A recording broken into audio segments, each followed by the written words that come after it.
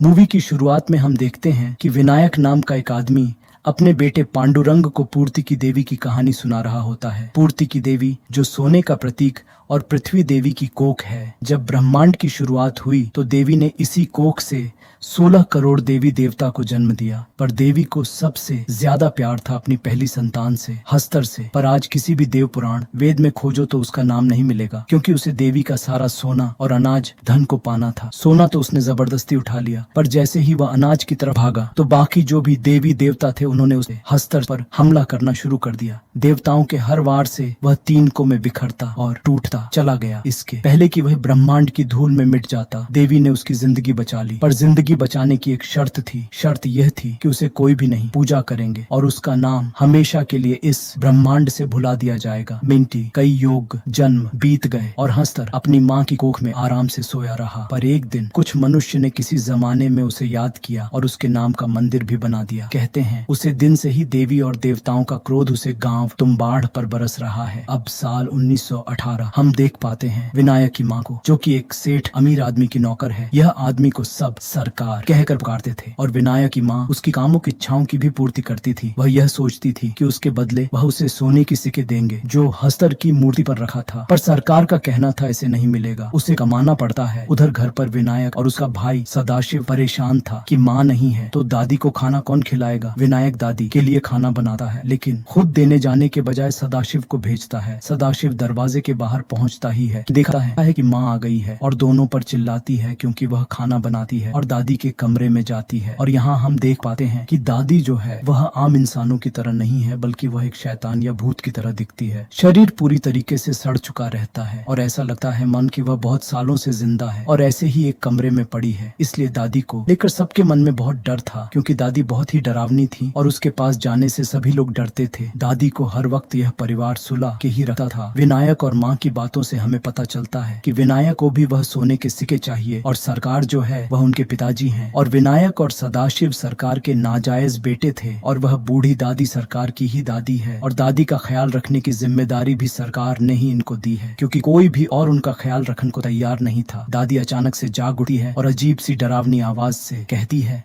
मुझे जाने दो, मुझे खजाना नहीं चाहिए। तो माँ डर जाती है और कहती है सो जा वरना हस्तर आ जाएगा। इतना बोलते ही दादी तुरंत सो जाती है। खबर आती है कि सरकार अब इस दुनिया में नहीं रहे, उनकी मृत्यु हो जाती है। तो माँ कहती है अब यहाँ रहने से कुछ हासिल नहीं होगा, अब हम टुम्बाद को छोड़कर पुणे चले जाते हैं। ये सुनकर विनायक कहता है कि महल में कहीं तो खजाना छुपा है, उसे ढूंढते हैं ना। माँ कहती है कि सरकार पूरी जिंदगी ढूंढता रहा पर उसे वह खजाना कभी भी नहीं मिला और पूर्वजों की सारी कमाई भी उड़ा दी और अब वहाँ कुछ नहीं बचा। विनायक कहता है कि ये बूढ़ी औरत सरकार की दादी है तो उससे पूछे क्या। माँ कहती हिम्मत है तो जो खुद ही पूछ लो। ये सब चल ही रहा होता है और वहाँ पेड़ से अचानक गिरने से सदाशिव बुरी तरह से घायल हो जाता है, उसे सर पर चोट आई है। माँ उसे उठाकर भागती है अस्पताल की ओर और विनायक से कहती है कि आज बूढ़ी को तुम्हें ही खाना खिलाना है। और माँ उससे कहती है कि अगर बूढ़ी औरत उसे डराए या उठ जाए तो उसे कहना सो जा वरना हस्तर आ जाएगा, वो तुरंत सो जाएगी। माँ उसे दवा खाने लेकर जा रही होती है और रास्ते में ही सदाशिव की मौत हो जाती है। तो माँ महल की ओर चली जाती है। उसे महल में पहले सरकार रहता था। विनायक खाना बना रहा होता, काम करते वक्त सब सामान उसके ऊपर गिर जाता है और तभी दादी जाग जाती है। दादी पूछती है खजाना चाहिए क्या। तो विनायक सीधा दादी के पास चला जाता है और पूछता है आखिर खजाना है कहाँ। दादी अपने डरावनी आवाज में कहती है पहले खाना दो, भूख लगी है वरना मैं तुम्हें ही खा जाऊंगी। यह सुनकर विनायक डर जाता है और भागकर खाना बनाने लगता है। डर में वह दरवाजा खुला छोड़ देता है और यहाँ दादी बाहर आ जाती है। विनायक को घसीटते हुए अपने कमरे में ले जाती है। ये सब में विनायक इतना डर जाता है कि उसे याद ही नहीं रहा था कि माँ ने उसे क्या कहा था। जैसे तैसे उसे याद जाता है और वह जोर से बोलता है सो जा दादी वरना हस्तर आ जाएगा। दादी तुरंत सो जाती है। माँ वापस आ जाती है और विनायक को लेकर जा रही होती है। यहाँ विनायक जिद करता है कि बूढ़ी दादी को बांध कर रख देते हैं और तब तक उसे खाना नहीं देते जब तक वो बता नहीं देती है कि खजाना आखिर छुपा कहाँ है। माँ उसे सोने का एक सिक्का देती है और कहती है गुस्से में कि तुझे यही चाहिए तो ले और चुप हो जा, तेरा भाई सदाशिव मर गया है और तो वह सिक्का खजाना ये सब कर रहा है। अब तो मैं सोचती हूँ कि सदाशिव की जगह तू मर जाता तो ज्यादा ज्यादा अच्छा रहता। ये बोलकर तूने साबित कर दिया कि तू वह लालची आदमी सरकार का ही बेटा है, इसलिए तेरे जहाँ में इतना लालच भर है। तू मुझे अभी के अभी एक वादा कर कि आज के बाद कभी भी तू यहाँ तुम्बाड़ गाँव में नहीं आएगा। माँ की जबरदस्ती जिद के कारण विनायक बस ऐसे ही कह देता है, ठीक है, मैं यहाँ कभी नहीं आऊंगा। अब हमें 15 साल आगे का दृश्य दिखाई देता है। हमें दिखाई जाता है कि विनायक फिर से यहाँ टुम्बाद में अपने गांव वाले घर के पास आया है। वह खजाने का पता लगाना चाहता है। वह देखता है कि दादी अभी भी जिंदा है और उसकी हालत बहुत ही खराब हो चुकी है। दादी का शरीर अलग और धड़ अलग। उनके शरीर से एक पेड़ उगाया था। विनायक दादी से पूछता है कि दादा के मरने के बाद तुम्हें सती पर क्यों नहीं बिठाया? तो दादी जवाब देती है कि उन्हें मेरी जरूरत थी। कुएं में उतरने में सबसे तेज थी मैं। तुम वहाँ मत जाना। इस श्राप से बाहर निकालो। ये सब खत्म हो गया था मुझ पर ही। इसे फिर से शुरू मत करो। विनायक बोलता है, खजाना कहाँ है? वह तो मुझे बताओ, आधा हिस्सा मैं तुम्हें दे दूंगा। दादी जवाब देती है, मुझे खजाना नहीं चाहिए, मुझे तो मुक्ति चाहिए। तुम मुझे आग में जलाकर मुक्ति दे पाओगे। वहाँ जाना या नहीं जाना तुम्हारे हाथ में है, लेकिन उसके बाद तुम्हारे हाथ में कुछ नहीं रहेगा। विरासत में मिली हर चीज में हक नहीं करना चाहिए। विनायक कहता है, मैं नहीं करूंगा तो कोई और कर लेगा। दादी कहती है, तू बड़ा लालची है। विनायक कहता है, यही तो एक गुण है मुझ में। दादी को मुक्ति देकर विनायक पहुंच जाता है महल में खजाना ढूंढने। महल में एक बहुत ही लंबा कुआं था। उसे विनायक महीनों तक होता है और अचानक उससे मिलता है बक्से जैसा कुछ, जिससे देखकर वह बहुत खुश होता है और वह वापस अपने घर जाता है। उसके पड़ोसी और उसकी बीवी उसे पहचान ही नहीं पाते हैं। खजाना मिलने की खुशी में विनायक बहुत खुश था। विनायक अफीम का धंधा करने वाले राघव नाम के एक व्यक्ति के पास जाता है, जिस पर पहले से ही उधारी चल रही थी। वह उसे ही सोने की मुद्रा का खरीदार बना लेता है और खुद का कर्ज भी चुका देता है। विनायक को जब भी पैसों की जरूरत होती, वह महल जाकर सोने की कुछ मुद्राएं ले आया करता था। राघव के मन में सवाल आता है, ये क्यों सारी मुद्राएं एक साथ नहीं ले आता? अब विनायक इतनी मुद्राएं ले आया था कि राघव के पास पैसे नहीं थे उन मुद्राओं को खरीदने के लिए। अब राघव की उधारी शुरू हो जाती है। जब विनायक घर पर नहीं होता तो राघव विनायक की बीवी वैदेही से पूछने जाता है कि वह आखिर इतना सारा सोना लाता कहाँ से है, पर उससे भी कुछ पता नहीं था। तभी वहाँ अचानक विनायक आ जाता है। वह सोचने लगता है, राघव के मन में बहुत ज्यादा ही सवाल चल रहे हैं। विनायक पहले बस से तुम्बाद जाता था, लेकिन अब पैसे आ गए हैं, तो पैसे आने के बाद उसने अब बुलेट बाइक ले ली। उसी से अब वह खुशी खुशी जाता है खजाने के लिए। विनायक को एक बेटा होता है और वह बहुत अमीर, जैसे सरकार जीते थे वैसे ही जिंदगी जीता है। और यहाँ राघव विनायक के पास एक लड़की लेकर आता है और कहता है, इसे अपने घर के नौकरानी बना लो और मेरा जो उधार है वह तुम माफ कर लो। विनायक सोचता है कि यह मेरे हवस के काम आ जाएगी, चलो इससे रख ही लेता हूँ। रात के समय वह लड़की विनायक को अपने पास बुलाती है और रिझाने लगती है। लड़की को विनायक के पास बहुत संपत्ति दिख जाती है, तो पैसे के बदले विनायक को एक राज की बात बता देती है। राघव चाहता था कि मैं तुम्हें 2 दिन के लिए उलझाए रखूं, और यहाँ राघव महल के बाहर पहुँच जाता है। उसे पता था कि विनायक यहीं आता है, परंतु यह नहीं पता था कि विनायक सोना कहाँ से निकलता है। विनायक भी वहाँ ही रहता है और उसे पता रहता है कि राघव भी यहाँ पर ही है। फिर भी वह जानबूझकर सोना निकालने की प्रक्रिया शुरू कर देता है ताकि राघव उसे देखे।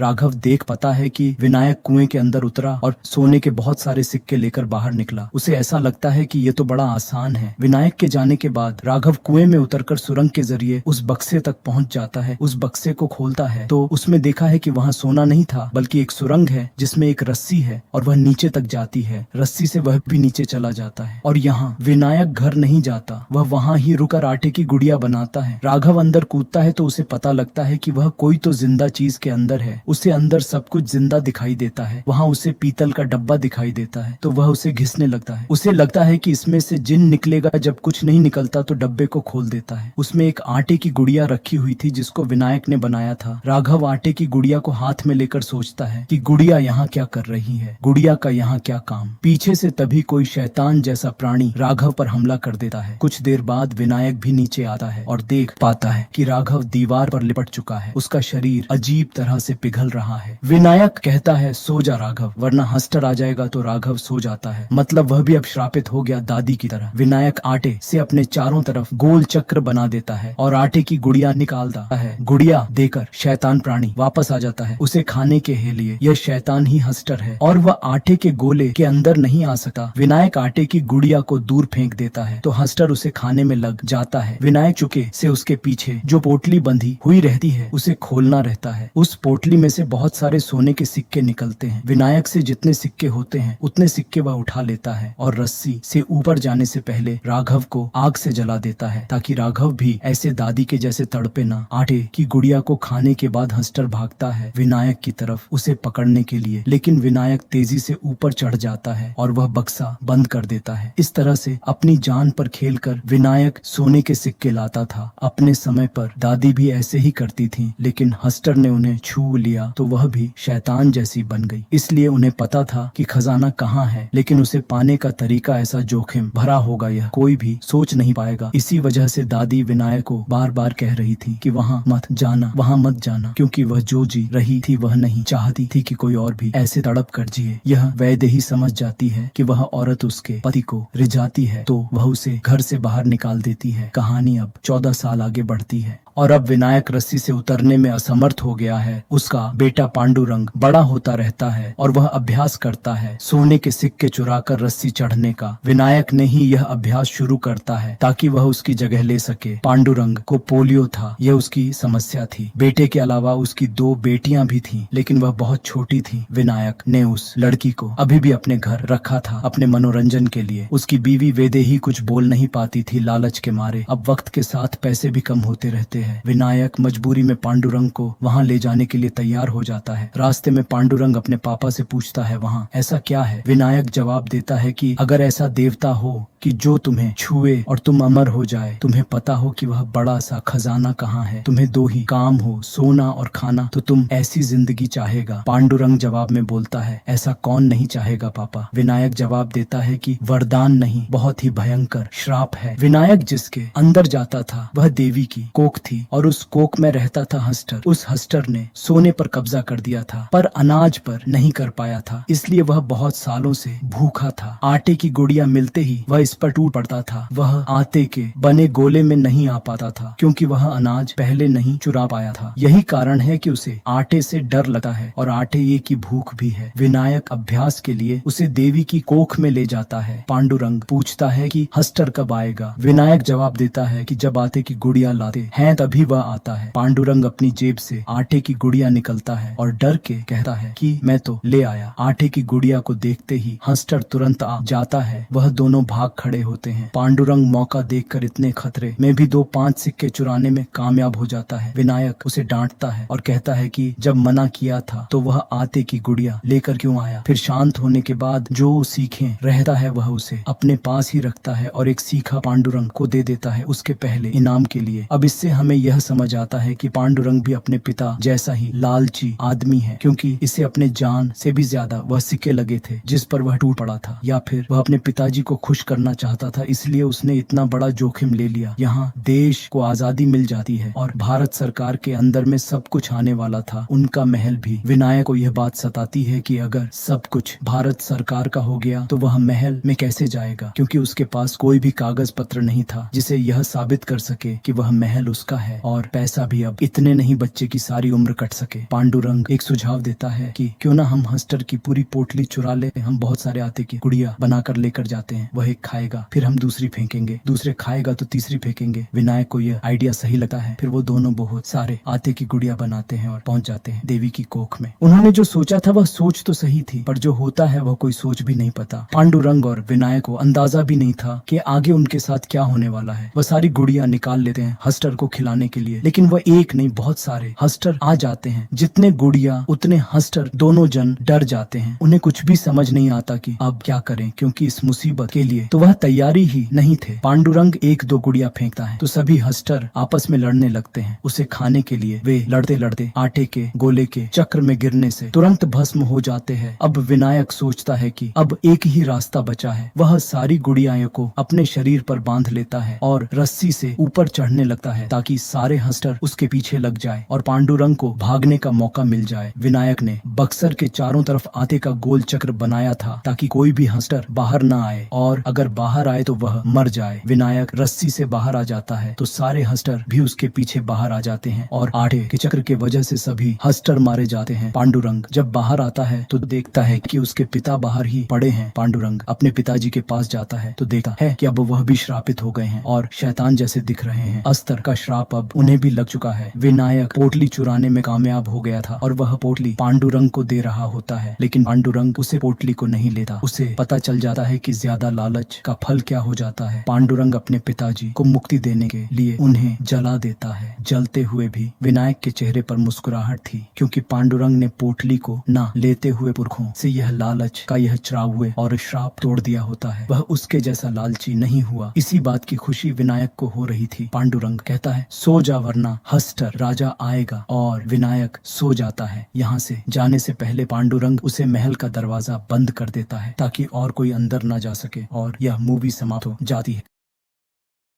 आपको ये फिल्म की कहानी कैसी लगी? प्लीज आप कमेंट करें, लाइक करें और शेयर करें, और अगला वीडियो कौन सा बनाया जाए ये भी कमेंट करें। Thank you.